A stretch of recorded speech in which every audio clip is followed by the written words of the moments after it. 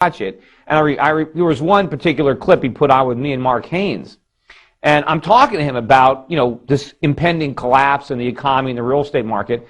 And Mark Haynes just says to me, he says, Peter, you expect me to believe, he said, bubbles are like a once-in-a-lifetime occurrence. We just had one. He said, do you expect me to believe that we have another one within 10 years?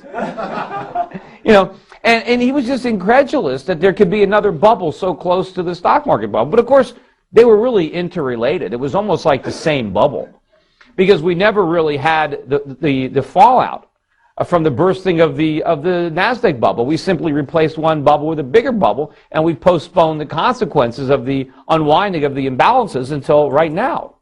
And of course, we're still trying to postpone it. But I think at this point, the damage has been so great, and the problems are now so huge, that I don't think there's another economic rabbit they can pull out of their hat at this point. I think that we're just going to have to face it now.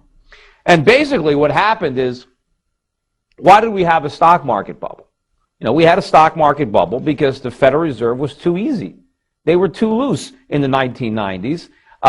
Interest rates were too low. We created too much money. And that fed the investments in the stock market. And we had a lot of malinvestments, right? We had companies were created that never should have existed. They were created not because they could generate a profit, but because they could go public, because investors wanted these stocks. It didn't matter that they could make money. So what did they do? They took land, labor, and capital. They took all the factors of production, and they combined them in ways that actually destroyed value. But it didn't matter, because these companies got financing. The Fed made the financing cheap. So they were able to flourish. They were able to flourish despite the fact that they were losing money. The saying used to be they lose money on every sale, but they make it up on volume.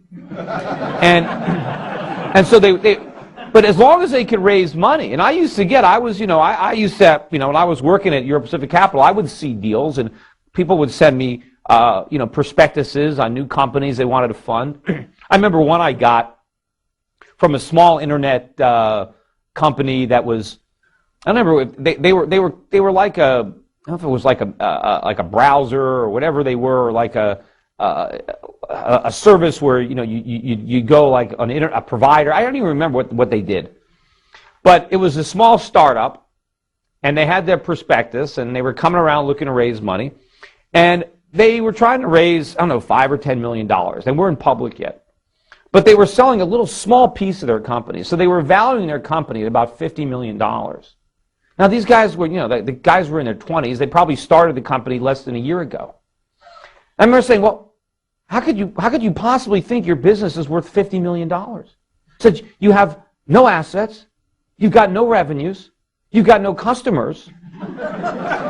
He's like, you don't have anything. I could recreate your entire business from scratch myself, for next to nothing.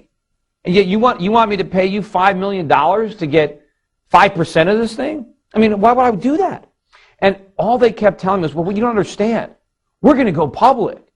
And you're going to make a lot of money. And I'm like, well, how am I going to go? I said, you think you're going to find people to pay even more than this in a public offer? How are you ever going to make any money?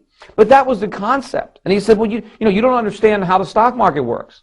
I'm like, well, I understand how business works. I understand that, you're not worth, you guys are not worth $50 million because you started an internet company last week. But this is how it was working for a while. It was crazy. But, I got the same things during the real estate bubble. I remember, I was renting houses. And so I would go and, I'm still renting my house now in Connecticut. And I would go to, houses for rent. And I remember one time I went and there was a house for rent. I looked at it. And the realtor was there. And apparently, the person who was renting it out was an investor who just bought the place. And I asked them, what was the rent? And I would forget what it was. Maybe it was $4,000 a month, whatever it was for this place.